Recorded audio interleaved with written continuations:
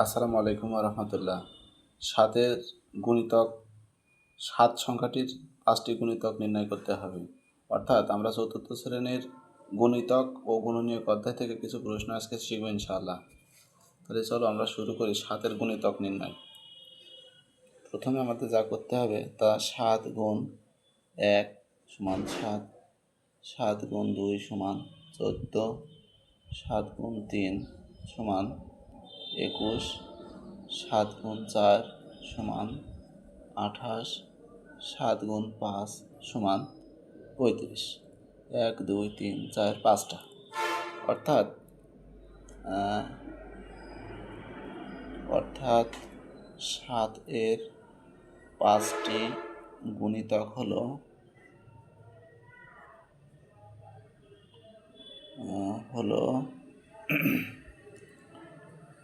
7, 14, 21, 28, 35।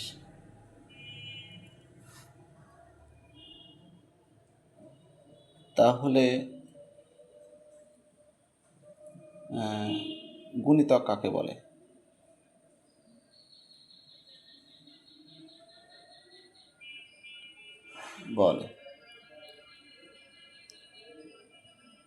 গুণিতকের সংখ্যাটা আমাদের শেখা খুব জরুরি। খুব সহজ ভাষা আমরা শিখব। যে কোনো সংখ্যাকে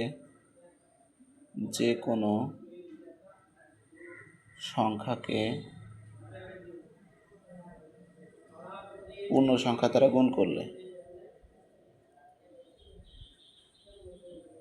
সংখ্যা দ্বারা গুণ করলে ওই সংখ্যার গুণিতক পাওয়া যায়।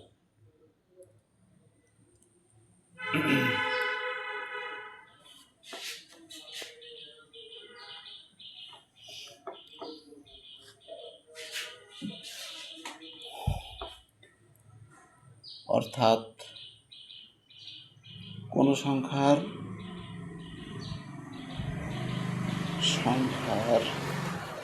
গুণের নামটাই হলো